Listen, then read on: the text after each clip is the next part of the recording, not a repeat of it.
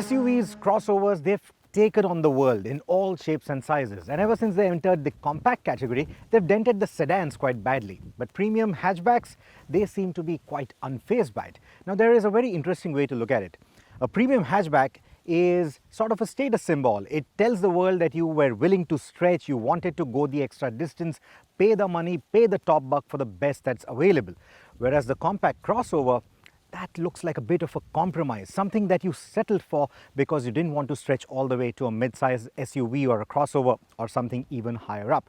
And that's the reason why over the years, the premium hatchback category has just shown growth year on year, and that's a very good thing. Now, in the premium hatchback category, Hyundai is a very important player. They gave us the Getz, then they brought in 2 generations of the i20. So now, obviously, they're betting big on this. This is the 3rd generation i20 without any prefixes, without any suffixes, because it doesn't need one. It looks all new, and boy, does it look good.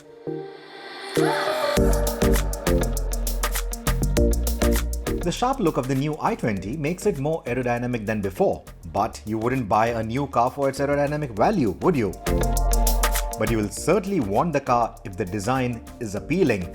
And with the i20, Hyundai is targeting those who care for sharp cuts and creases and radical styling bits.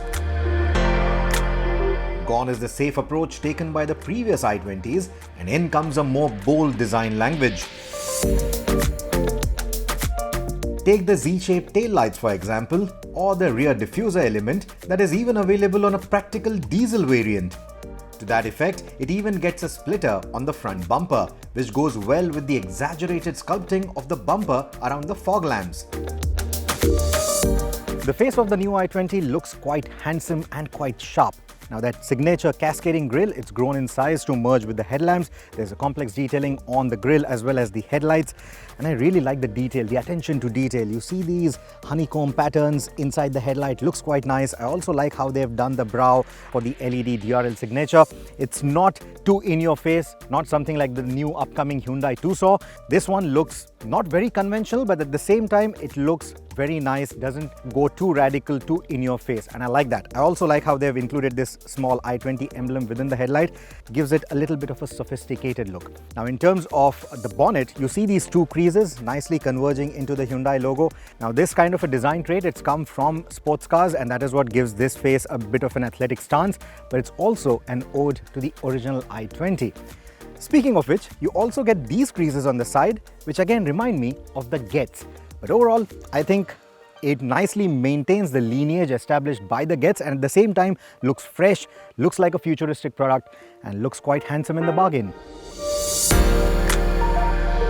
The side profile maintains the classic squat proportions of an i20. And the car still rides on 16-inch rims, which have 2 design choices that complement the sharp styling cues of the car. There's tons of chrome on the side as well, but an option to have it in black would have been nice. You can choose a black roof, however, on the red or the white paint schemes. While I like the placement of the i20 emblem in the headlamp, I'm not sure if I like it in the taillight. You also have it on the side skirts. That's a little too much branding in my opinion, especially when the other big i20 logo sits right here. What I do like, however, is this black applique. I think it looks quite nice. We've seen something similar on the Sonet, the Kia Sonet, but there it's integrated flush in line with the windscreen, and that gives it a sort of a wraparound effect for the rear windscreen. Here it protrudes out a little bit, so visually it gives the idea of a more elongated form, and I think that certainly works in this car's favor. And since there are too many little things, small details in this car to spot and feel good about, what I really like are these little dotted pattern that they've given on the fuel filler cap. Not that you need it to open the cap, but it's just another little attention to detail, and I quite like it. The Hyundai Getz is the spiritual granddaddy of the new i20. But over the 4 generations, Hyundai's premium hatchback contender has grown in size. It still cuts under 4 meters in length to meet the regulations though. Even the wheelbase for the new i20 has gone up, and with new age packaging, that means that you have better space management as well. So the boot space, it's gone up, it's 311 liters now, which is a big improvement over the outgoing car, but still not class leading. Now this very small suitcase goes in quite easily. Shouldn't be a problem with a smaller bag like this, but for bigger suitcases, well, you're going to have to sort of squeeze in some space. The boot lip is quite tall as well, so with heavier items, you're going to need a little bit of muscle to pick it up.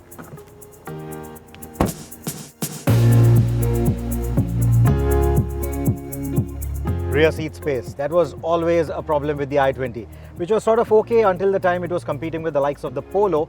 But with the Polo having improved internationally, and now with newer cars like the Baleno and the Glanza to compete with, the i20 certainly needs better space in the back, and that's exactly what the third generation model has got. You can see the kind of knee room, leg space, headroom that I have, but taller passengers had a problem with the previous i20 when it came to headroom. In the new one, the roof liner has been nicely scooped out, so even if you are a 6-footer, I think you should be nice and comfortable in here. But if you are that tall and if you feel that this is quite claustrophobic and the height is not good enough or the headroom is not good enough, do let us know in the comment section below. We would love to know. Now, in terms of the features, you get rear AC vents, you also get a place to keep your phone, and this USB charger right here, or the USB port right here, is a fast charger. What it leaves me wanting for are cup holders in here, no cup holders at all. And this black upholstery, while it looks nice and sporty in the pictures, it is a lint magnet. As far as the space or the seating is concerned, I like the under thigh support. It's nice and supportive. I like the contouring. It's not too contoured, it's quite flat, but I like the angle of the backrest. And in the previous i20, it felt a little too upright. This one feels nice and comfortable. It's got good shoulder support as well, and you also get adjustable headrests, but only 2 of them. So 3 adults, not happening. 2 adults and a kid should be good. Even with this central armrest placed in, there is this little bit of bump that you get in here, but I think a kid should be fine, is what I think. Overall, this is a nice place to be in. It's got a nice roomy feeling to it, and I quite like it. In terms of figures, the headroom is actually 3mm lesser, but the lower seating angle claims to improve usable space. The legroom at the rear is up by 88mm, while shoulder room is wider by 40mm at the rear and 30mm at the front. So there's the Hyundai Mobis customization program for the i20 as well, which allows you to have 3 different kinds of customization packages priced at I think 15, 20 and 25,000 rupees, which add quite a few accessories, some chrome garnish here and there, some extra matting inside the car and all that. But be a little careful when you're choosing all of that. Make sure that you test it out nicely before you sign up for it and pay that kind of money, because we found out that some of the mats, they're not really great, especially here at the front at the driver's seat. They sort of intrude into the footwell, and they make the pressure that you apply on the pedals, like the brake pedal, the accelerator pedal, that can sort of go for a toss. It's inconsistent, so be very careful when choosing these kind of accessories. It may actually be a safety hazard as well, so be very careful about it. Now, talking about the cabin itself, the first thing that I like is the seating. It's nice and supportive. I like the contouring on these seats. They are very well contoured, more so at the front, and I also like that the cushioning on the sides is actually firmer than the outgoing model, so that also holds you a little better in place, and that's what I like. You get that nice and snug fit. Now, in terms of the layout, I like the design of the new steering wheel. I also like this instrumentation which has come directly from the Verna. What I also like is the infotainment. It's the big 10.25-inch screen. We've seen it in the new sub 4 meter crossovers from the group, and this one now makes it to the i20 as well. What also comes with it in the top spec trims is the Bose audio system. Now, we have told you in the past that the Bose audio in the higher end vehicles from Hyundai and Kia has felt a little hollow, so to speak. This one, however, has a much better bass. It's got much better lower frequencies as well, and it sounds quite nice, especially because the size of the car is smaller, the size of the cabin is smaller. It tends to fill up this cabin with much more crisper audio. In terms of the layout, well, here's what I need to draw your attention to. The AC vents, they are nicely complemented by these this ridge design that you see. It's a bit German, but then again, the designer for the i20 has his roots in Volkswagen, so that sort of explains where this design is coming from. But I like how harmonious this design looks. I even like the attention to detail in here. For example, this 12-volt socket cover, usually it's round. Here they have gone with a more rectangular arrangement. It goes with the theme, it goes with that angular theme that this cabin is establishing. In terms of the colors, you get an all black layout. That's the only one to choose from. Hyundai has given up on their favorite black and beige. They have not done a light gray or a dark gray like they did in the Grand i10 Neos, the i10 Neos, sorry. But I think it looks quite nice, it looks quite sporty. Like I said, the only downside to that is the upholstery being a lint magnet, but otherwise I think I quite like it. There's a nice tactile feel to the switches, which is again a very good thing. But here on top, the plastics are the scratchy type and they feel a little too hard. Soft touch materials would have perfectly gone in with this premium poise that this cabin establishes. There is the Blue Link connected tech on board, some functions of which are even available on the Apple Watch now, along with a custom watch face. Apart from the usual remote start-stop, vehicle tracking, geofencing, SOS, RSA and call center support, the i20 also gets over-the-air map updates. On the topic of AC vents, if you remember in my Creta review, I had mentioned that the vents can't be individually shut off. Thankfully, in the i20, they can be. So if your co-passenger doesn't want the AC vent or the blow from the AC vent, they can shut it off if they like, which is a very good thing. Now to go nitpicking. It's a good thing that you have the air purifier in this, but we've seen that Hyundai can integrate this in the lid for the center armrest, and they ought to have done that with the i20, especially given the dearth of cup holders in this car. They should have done that, because this again takes up a cup holder like the way it does in the Venue. Otherwise, this is a more advanced unit than what you get in the Venue, which again is a very good thing. If you have OCD, there's a bit of an OCD disaster in here, and that's in the form of the wireless charger. Now the wireless charger, it is parallel to the tunnel console, but because the dashboard is sort of angled towards the driver, because all the controls are angled towards the driver, it sits at a different angle than the rest of the dashboard, and that I just know that it's not a proper straight line, and that is a bit of an OCD disaster. But otherwise, it's a nice feature to have. It's a cool wireless charger, and it's a very fast wireless charger. In fact, I began this drive with hardly 10% on the battery. I forgot to charge it last night, and by the time I reached the shoot location, my phone was already charged up. So there are a few hits and misses, but overall, this cabin gives you the feel of a nice premium car.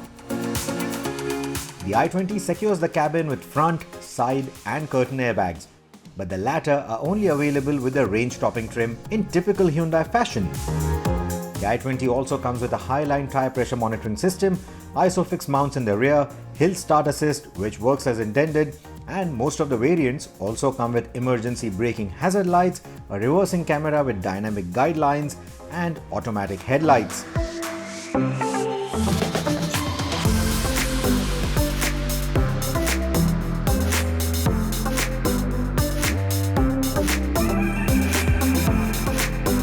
Hyundai says that the third generation i20 is about 100 kilos lighter than before. Now, these chassis, they have high-strength steels, advanced high-strength steels, and these two materials contributed to about 16% of the overall material mix for the chassis when it came to the first generation i20. In the Elite i20, these two materials contributed to about 42% of the chassis mix, and now with the third generation, it is 66%, which is on par with likes of the Venue or even the Creta. So in terms of the premium factor, in terms of the build quality, it is right up there with the premium cars that Hyundai has to offer. So the new chassis is not only safer, but it also offers better rigidity for improved dynamics and high-speed stability. Even speeds above 150 km an hour don't seem to make the i20 feel floaty, which is a very good thing. Now in terms of the driving dynamics, in terms of its handling manners, it's a big improvement over the outgoing i20.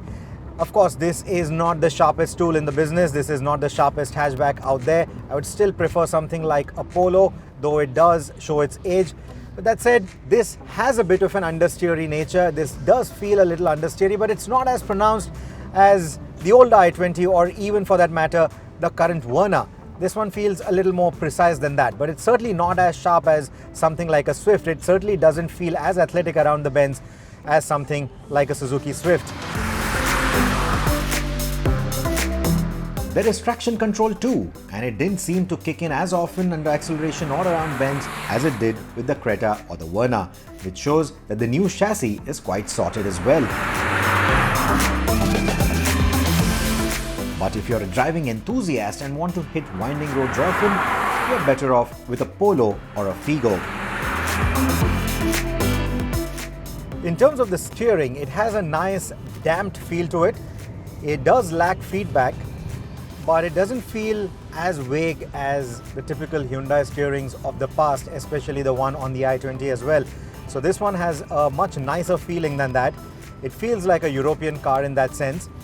And the only nitpicking that I would really do is that I would like a little bit more feedback, and I would like it to weigh up at highway speeds.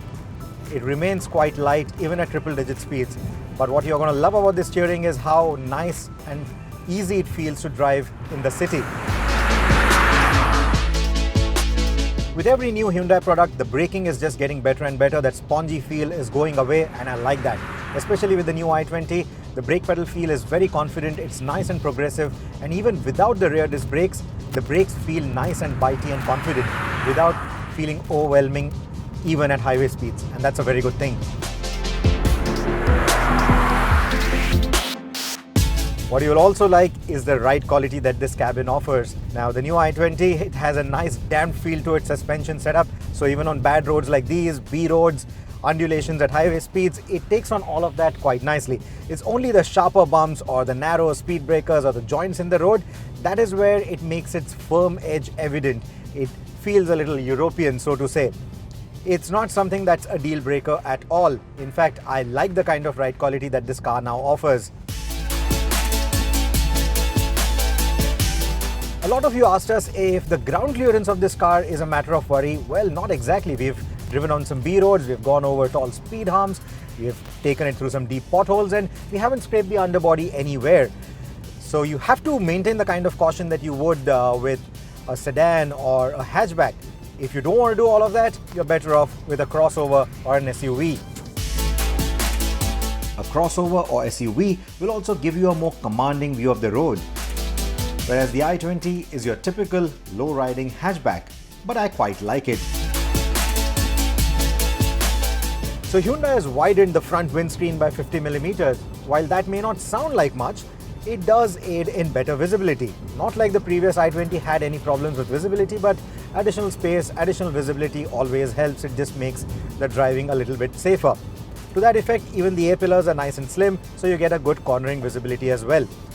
As for the wing mirrors, their width has been increased as well, but they also have this nice little BMW M kind of design element where they have a wing to the inner side. I quite like it, it looks quite nice. And despite their wider size now, there is not much wind noise creeping over them at highway speeds. In fact, at triple digit speeds, this cabin remains quite silent, just the way you expect of a premium hatchback. The only downside is, despite having a wider space overall on the mirror, the left mirror does have a blind spot on the outside. So if the outer edge of the mirror was given a convex portion, that would have been better, that would have been safer, that would have added a little bit more visibility. The petrol engines are certainly the more silent options, while the diesel, despite its class-leading refinement, has a bit of a clatter creeping into the cabin beyond 2500 RPM. We also found the diesel engine to have a bit of a flat spot between the 1800 to 2200 RPM mark on our test car. And lingering in this zone would sometimes make the powertrain go numb for a moment before resuming the power delivery. Once past 2000 RPM, however, the power comes in as expected and there is no noticeable turbo lag to account for either. The clutch is also quite light and the springy nature is completely gone now. City tractability is great and performance on the highway is even better for the i20 diesel. Since the time of the Gets all the way to the Elite i20, there was a big performance gap between the petrol and the diesel counterparts. The diesel was the one to go for because it offered better mileage, longer range, better practicality and a punchier performance. And with the third generation i20, it still continues. You still have the diesel as the one that I would recommend. Now this is the 1.5 litre engine. It has impressed us in the past with the likes of the Sonnet, the Venue and even the Creta. In the i20, it puts out about 100 PS of power. It's got a nice punchy performance. It's got a very linear power delivery as well. And that is what I like about the engine. The only downside to this engine is that it doesn't come with an automatic option. So if you want these kind of features, you want this kind of space, you want the connected tech, you want this kind of performance from the diesel, and you also want the convenience of an automatic, you will have to choose maybe something like the Sonnet because that's the only one that gives you this particular package with the convenience of a diesel auto. but you would have to shell out between 2.5 to 3 lakh rupees at least to get that vis-a-vis this. And Hyundai believes that there would be absolutely no takers for that kind of a price point for a hatchback. People would just migrate to a compact crossover or a sedan instead, which is the reason why a diesel auto has been given the miss with the new i20. That said, there's no dearth of engine options for the new i20, and there's something for every pocket size. We sampled the 1.5 diesel and the 1-litre turbo DCT for this test. While the diesel can't be had with an auto, the turbo petrol 1.0 can't be had with a conventional manual. You can only have it with a 6-speed clutchless transmission, which is the IMT, or a 7-speed DCT automatic. Now this is the same powertrain, this is the same drivetrain that also makes it to the global spec i20 N line, not to be confused with the 200 PS i20N. Now that N line also gets a racier bodywork, which the India spec i20 doesn't. The i20 with the turbo petrol only gets a turbo badge. They ought to have done something different with the bodywork. They ought to have given it that N-line bodywork. Just the way they have a different bodywork for the Verna turbo, they should have done that with the i20, because now with this kind of a handling package, with these kind of features, it is quite a sporty car and people would have opted for that kind of a look to go with it. Now, speaking of sporty car, you have to draw a parallel with the Polo 1.0 TSI, shouldn't you? Of course. So now in this package, in this tiny package, this 1-litre turbo petrol from Hyundai claims to catapult the, should I use that word, catapult? Let's do that. Should catapult the i20 from 0 to 100 in 9.9 seconds, which is still not as quick as the test times that we've got with the Polo TSI. So in the real world, I'm guessing it will be a little bit slower in our hands. So is it going to be as racy? Does it feel as quick as the Polo TSI? Well, it doesn't.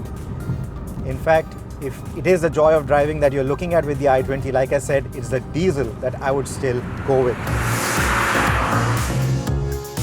We like the 1-litre turbo for its smoothness and linear power delivery despite the turbocharging.